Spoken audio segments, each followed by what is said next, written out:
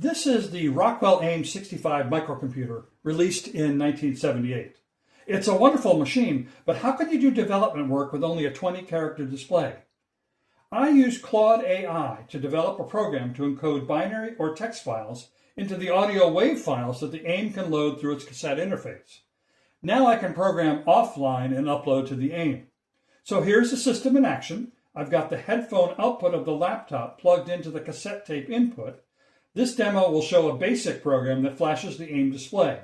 I'll type the command to create the audio file, upload it to the AIM, then run it and let you see what happens. I've got the basic source code file already saved on from the text editor. So we'll go to the command line to run the Python program. This Python program is standard Python, no extra libraries. I tell the encoder that I'm working with a text file and give it the wave file name to encode to. And as you can see, it only takes a few seconds to run and generate the wave file. Now I'll open Audacity so I can play this file for the AIM.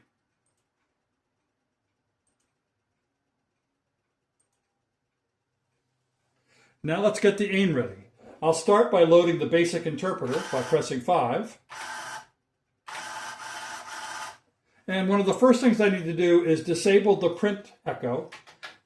Normally the AIM will echo everything from the display to the printer, but if you're loading from a cassette file, that tends to interfere with the timing and causes errors. So now I'll tell it to load. It'll ask me what interface, and I'm going to use the tape interface with a T.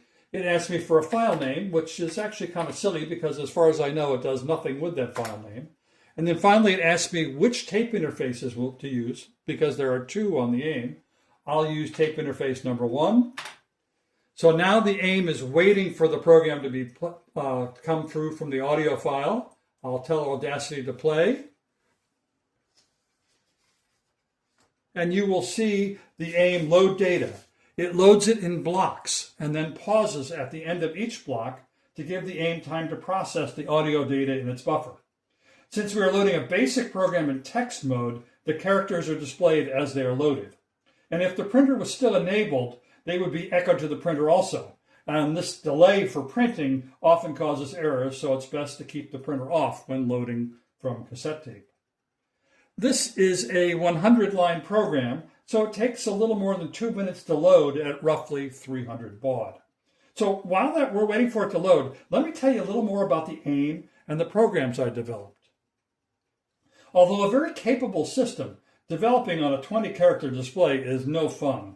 I really needed a way to develop programs on my desktop. I enlisted the help of Claude AI to write 2 programs in Python. One to encode data into audio wave files, and a second to decode the audio wave files back into data. First, I uploaded a wonderful Rockwell document that described the audio encoding method.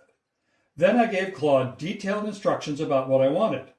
I was pretty impressed with Claude because it only took about 20 iterations before Claude and I had an excellent set of encoding and decoding programs.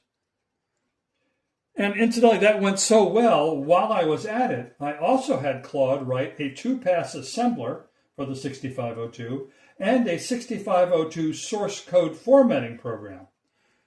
Now my source files and output files look tidy and are much easier to work with.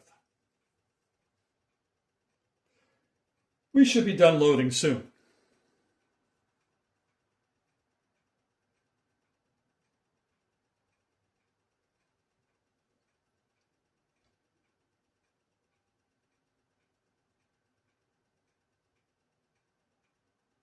Okay, the program is loaded. Let's run it.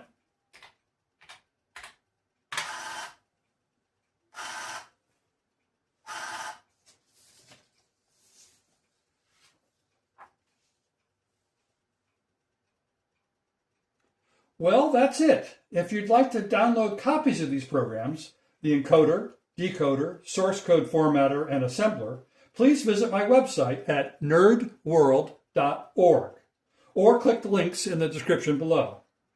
Thank you for watching and for reading.